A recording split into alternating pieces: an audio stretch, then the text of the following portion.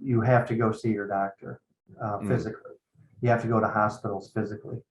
85% of the time, there's no actual reason for you to be there. Generally, even when you look at outpatient things like getting a blood test, even interventional radiology where you have a scan, you'll notice your doctor is not there. Let's say you get an MRI, it's just, rad tech or technologist that's doing the procedure. And then after that, it's about consulting with the doctor. So taking a half day off of work to go see them is not required. You can pop up your results, pop up the images on the screen and have that consultation. They still have the same reimbursable event as far as they're concerned. You're still getting the same care you need and being told what you need to do next.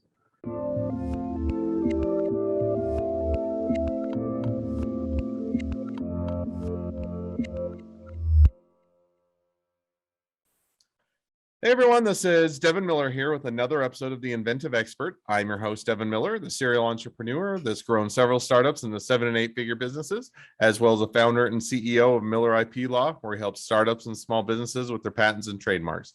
You ever need help with yours, just go to strategymeeting.com, grab some time with us to chat, and we're always here to help.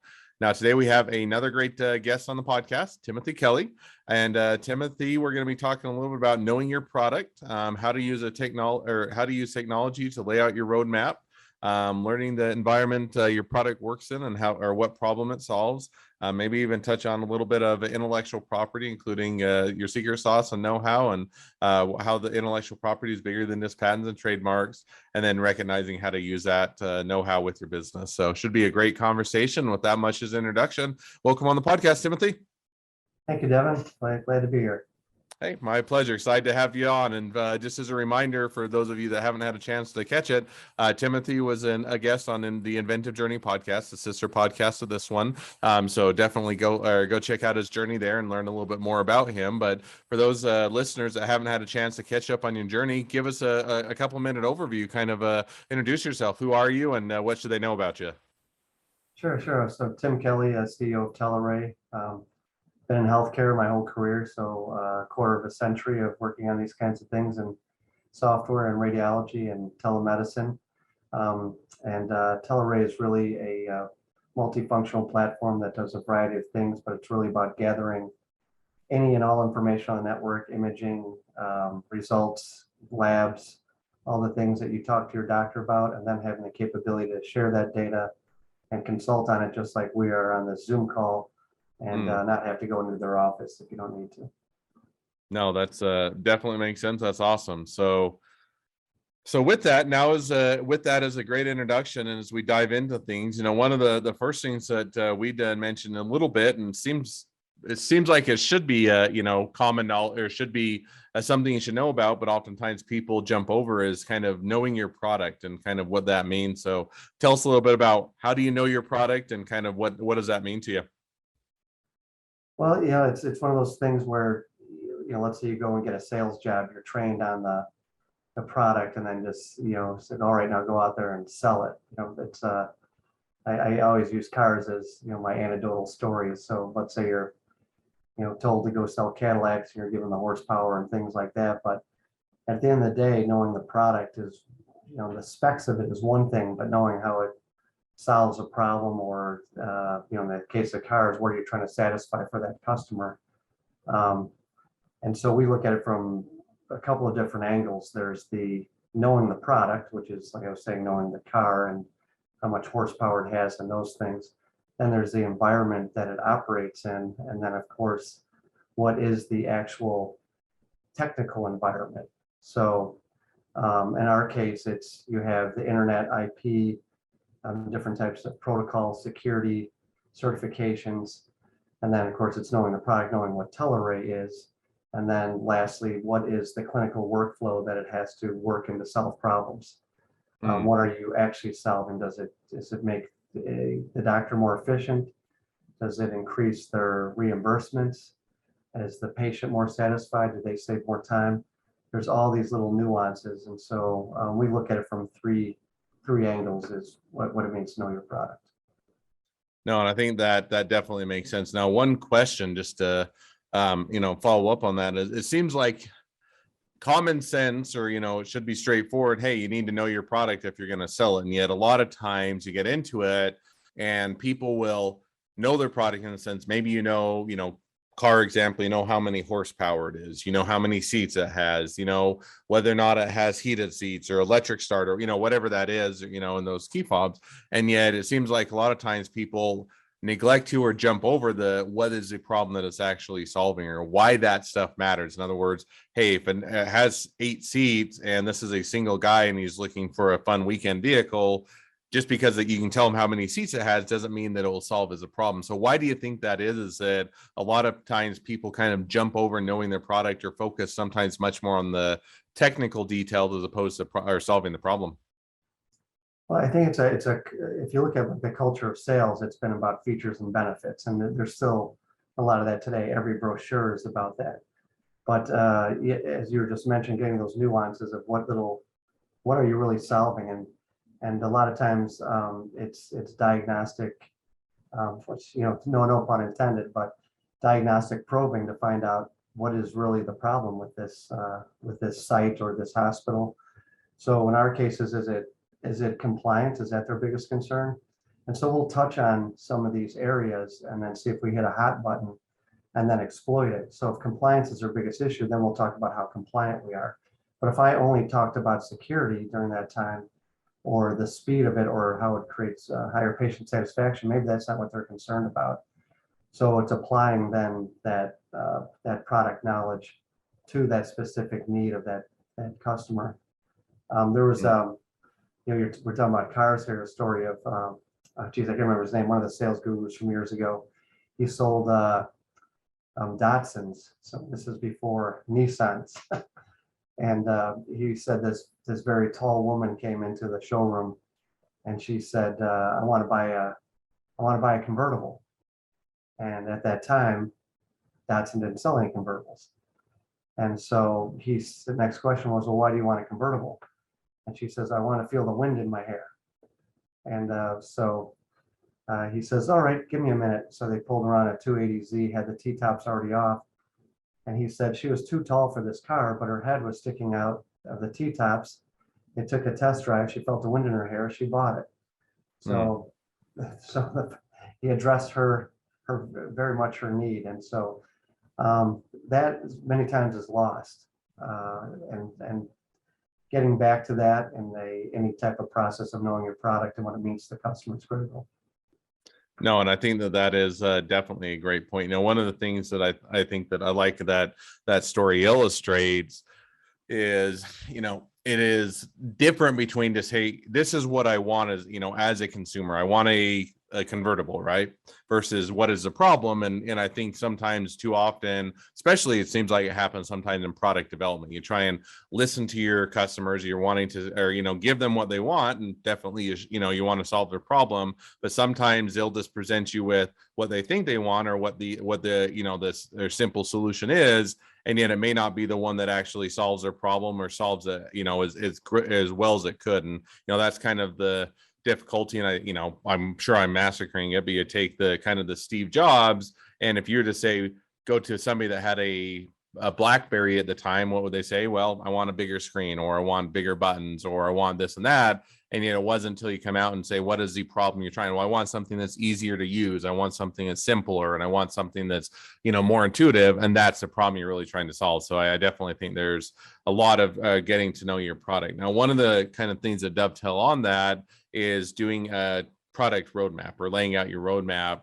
both for your product and probably, alongside of that to your business. And you mentioned kind of a little bit about kind of technology you can leverage, or how you can otherwise, help to lay out that roadmap. So as you're looking to kind of lay out that roadmap, what are the thoughts, technologies, or methods that you should use or think about when you're doing that? We do a variety of things and mix it up together to try to figure out the priorities on that roadmap, because otherwise you can end up spending a lot of money and a lot of time, especially on features that may be valuable to one customer, but not valuable to the market. And so chasing that next shiny object just to satisfy the customer, it may get you that one sale, but now you may have just lost 5 in that process. So it's completely inefficient. So we break it down from, obviously, cost is one thing. What's it going to cost to get through that next technological hurdle, or add that feature, and then analyze it from that market perspective, how many customers have requested this? And then looking at it from how usable is it within our platform. That gets lost a lot too, because from an engineering perspective, I say, well, just click here, there, click on that, go to this page, toggle here, and then that'll work. It becomes completely useless because no one will ever find that you even have that feature. And then, lastly is, how marketable is it? Is it part of our message? So if we're saying we're this company, but now we've got this tag over here. Oh, and we also do this.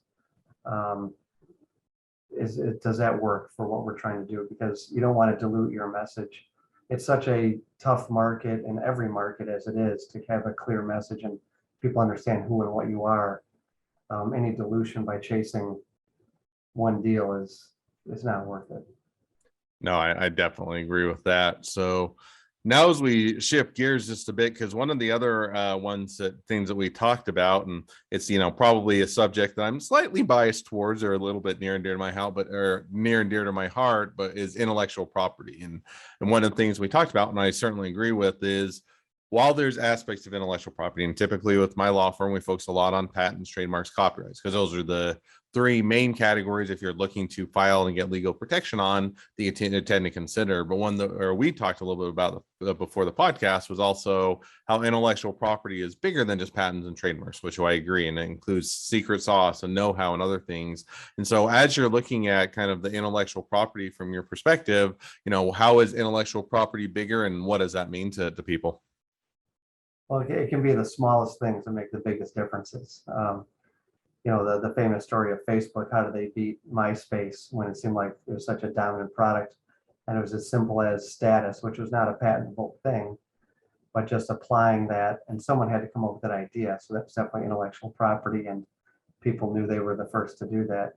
And with us, we look at those small things too, even where we place a button, how we design our interface, and again, not patentable, not necessarily trademarkable, but it's all part of that whole package. Who are we? What are we presenting ourselves as?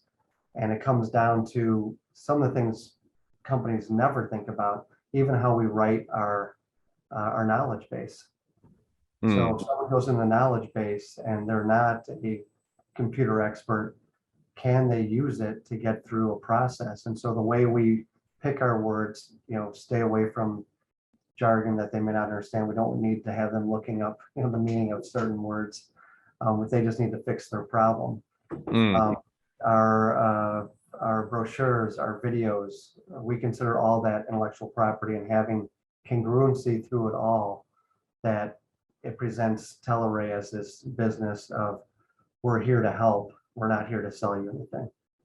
No, and I like that, and I agree. Now, I'll push back on just one thing, just out of much more of an aside, because I agree with 99% of what you're saying. But the one thing that's interesting is we talk about button location. Sometimes that is patentable. In other words, you can get a design patent. The reason I say that, and one of the more famous patent cases is with Samsung versus Apple. And so Apple, they've all now gotten rid of the button. There used to be the little circular button at the bottom of the phone, and then you'd have the rounded corners, or the rounded edges, and both of those ended up getting in an Apple design patent, and they went back and forth with Samsung because Samsung did something similar. Samsung ended up losing, and they had to pay millions of dollars. And so, just as an aside, I think that that one was just one that they're stuck out to me, just because I wanted to make sure that I had it on things. I'm like, I know that one, but the rest of it, no, I definitely agree with you, and I think that one is you need to look at it and say, okay, what is protectable, what's not protectable, but even more so, why are you protecting it? Does it need protecting? And then don't just look and say, okay, what is it, what fits in the box, but how can we leverage all of the knowledge and all the information? And like I said, it's everything from user's manual, it's the knowledge in people's head, it's the time that you're doing R&D, it's a lot of the know-how, it's all of those things. And some of it you can go and capture and you can protect, and maybe it's an investment worthwhile to your business. But even whether or not you protect it, whether or not you can protect it, doesn't mean that it's not valuable to your business. It doesn't mean that it's not an asset and it gives you an advantage over other people that don't have that know-how or don't have that secret sauce. So I love how you indicate and how you recognize that.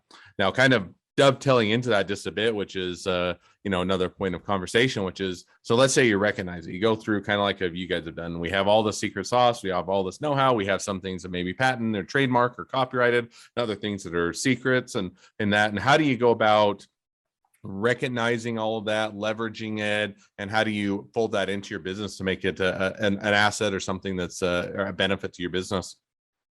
Well, it's tricky because you're dealing with different personalities and different thoughts with the different areas of your employees and what they think. And so yeah, it's a constant effort. It's almost like a religious effort to say we're always going down this path of looking at it from the customer's perspective. If they have to open up the toolbox and grab tools, so they know how to use it, and do all the tools look like they belong together? So, color palettes, fonts, all these little things that I think get forgotten about a lot to get that consistency and congruency, so they recognize it when they get there. So even if they trade web pages or they download a PDF or we hand them something at a trade show, I think that creates the entire IP envelope. And it's, of course, you add in that you have patents and trademarks, and you have your R next to your logos and all those types of things. But is your logo color palette embroiled through your website, your brochures and all that, so you get that recognition? I think that's the whole circle of your intellectual property, of who you are, how you say things, and how you present yourself. No, and I think that's definitely a great synopsis. And if I were to build onto that, one of the things that's interesting is, and I, again, this is just a topic and area that I find to be enjoyable, just because it's what I do for a lot of my day-to-day in my career, is people will come into my office and they'll say, I need a trademark or I need a patent. First of all, you have to make sure that they know the difference between a patent or a trademark or copyright, because sometimes they want to trademark an invention or they want to patent the name of a company, and you have to make those corrections. But even more so, I think along the lines of, they'll say, well, let's take a step back. First you explain what a patent or trademark is, and then say, why do you think you need it, or what is the benefits? And it almost circles full circle back to the, know your product and know what pain point it's solving. And sometimes they're saying, well, I saw it on Shark Tank, and if they need it, I need it, type of a thing. Or I read it online, or somebody mentioned I needed it. And while they may be right, it's not a good enough or basis to make that decision. I think that you need to understand, is this valuable intellectual property? Is it something that you're investing in? Is it worthwhile to your business? And whether or not it makes sense to invest in. Because sometimes you can go and invest hundreds of thousands of dollars or millions of dollars in some companies on intellectual property. Absolutely worth it to them. But you can also go broke. And sometimes I think you have to balance and recognize, how do you recognize what it is, how you leverage it, what it fits in with the product roadmap, and is it worthwhile to your business? And if it is, then you invest in it, and vice versa. Just like everything else, any other asset, whether it's you hiring a new employee, whether you're buying new equipment or anything else, if it's not, and you're saying it won't build the business, then you have to step back and say, okay, then is it worth invest, or how do we leverage it in other ways? Sure. And we've filed numerous patents, and we look at it in this kind of binary scope: is why are we doing this? And to your point there, and on one end, it's weed off, or make sure the weenies can't basically muddy up the market. Someone working off their kitchen table saying, hey, I can do the same thing, and they put something out on the internet, and now you're selling against something that's fraction of the price, but they really can't support it. But you could do a cease and desist to stop them. And then of course, protecting yourself on the other end from the biggest players. They may say, hey, that's a great concept, let's just replicate it because they're not protected.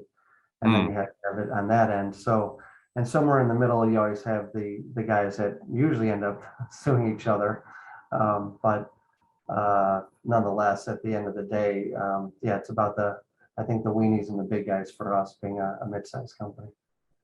No, I definitely agree. And I like how you hit on one of the other things, which is, when you invest in it, it's not just it's not just that you have that asset. You also have to say it's an investment, and if it's worthwhile to invest in, you also have to protect it. And the big guys are oftentimes the ones that go to a lawsuit, and some of the times I talk about it's, one is it's a protective, it's a defensive. Hey, if somebody comes after you or you have to go after somebody that's knocking off your product, that's, one aspect of it. And two, it can be as an asset. You can lease it, or you can, license it, you can sell it, you can use it for leverage or for your acquisition or for pricing. And you have to look at that and say, are we investing in it? And if we invest in it, is it going to be worthwhile? And then if we have to go and enforce it, if somebody else is ripping it off, do we have the wherewithal, or do we have the desire to actually, protect this asset of the business? So I think that's definitely some great takeaways. So, well, as we start to reach towards the end of the podcast, I always ask one question at the end of each episode. So I want to jump to that now.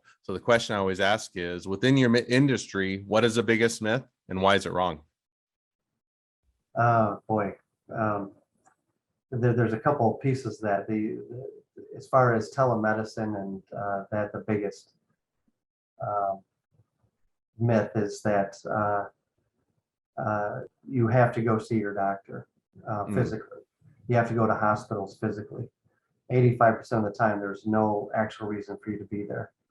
Generally, even when you look at outpatient things like getting a blood test, even interventional radiology where you have a scan, you'll notice your doctor is not there. Let's say you get an MRI, it's just, rad tech or technologist that's doing the procedure. And then after that, it's about consulting with the doctor. So taking a half day off of work to go see them is not required. You can pop up your results, pop up the images on the screen and have that consultation. They still have the same reimbursable event as far as they're concerned. You're still getting the same care you need and being told what you need to do next. So doing that, and I think patients need to exercise their power more to leverage that and use that tool more and have better quality of life themselves. So, and the doctors are getting better at that as well, and hospitals. And then from a technology side, people think they need some special technology to execute this. And these systems are not dependent on high bandwidth anymore. And every phone comes with a high def camera now, most laptops do, and good speakers, good microphones, noise canceling microphones have been on laptops for 5-6 years. And so, and also Zoom kind of proves that we're doing a pretty good recording right here. And I don't have any advanced technology on my computer here, and it's crystal clear. And so, yeah, it's seeing the technology, leveraging it, taking advantage of it. And as they say, technology is all about improving people's lives. That's why we keep pursuing better and better things. And no, I think that's absolutely, and I liked both of those that you hit on. And one is, sometimes it's the same thing. And, there is a balance, when you say, not everybody, you don't always have to go to the doctor's office. I am first to agree with that. And we have our almost entirely virtual law firm that we work with people across all 50 states. And we did this well before it was cool with Zoom, and when COVID locked down and everything else, we were already not necessarily anticipating COVID, but ahead of the curve in the sense that we were saying, hey, we don't have to be locked into an office. We don't have to have everybody come in, and why not broaden our approach so we can make it more accessible to others. And same thing in the medical industry. And then I also like, now the balance is sometimes, you push against the norms, and sometimes the norms are there for a reason. That is better to have the technology. If you're wanting to get an x-ray, you can't really go and replace an x-ray with your phone, but vice versa. Definitely to your point, there are a lot of times where you think you have to have the most expensive equipment. You have to have the top of the line this or that in order to be successful. If maybe it's true, maybe you do, but a lot of times I think you rush to, I have to have the nicest equipment just because it makes me feel professional or polished, or that I've arrived. And yet oftentimes you're not in need of that. So I love both of those myths that you are definitely agree that there's some falsities to them. Well, as we wrap up the episode, if people want to reach out to you, they want to be a customer, they want to be a client, they want to be an employee, they want to be an investor, they want to be your next best friend, any or all of the above, what's the best way to reach out to you, contact you, find out more? You can always find the simplest email out there, tim@teleray.com, tele like telephone, ray.com. And telephone number is 844-4-TeleRay. So that's awesome. Easy too. Well, I definitely encourage people to reach out to you, email you, call you, or otherwise get in contact with you, because definitely is a great business to support and a lot you can learn from. And with that, thank you for coming on the podcast. It's been a pleasure. Now, for all of you that are listeners that are out there, Please help us click share, click subscribe, leave us a review. So we want to make sure everyone finds out about all this awesome expertise. And with that, if you ever need help with your patents, your trademarks, or anything else with your startup, your small business, just go to strategymeeting.com, grab some time with us to chat, and we're always here to help. Well, thank you again, Tim, for coming on the podcast, and wish the next leg of your journey even better than the last. Thanks, Devin. Appreciate it.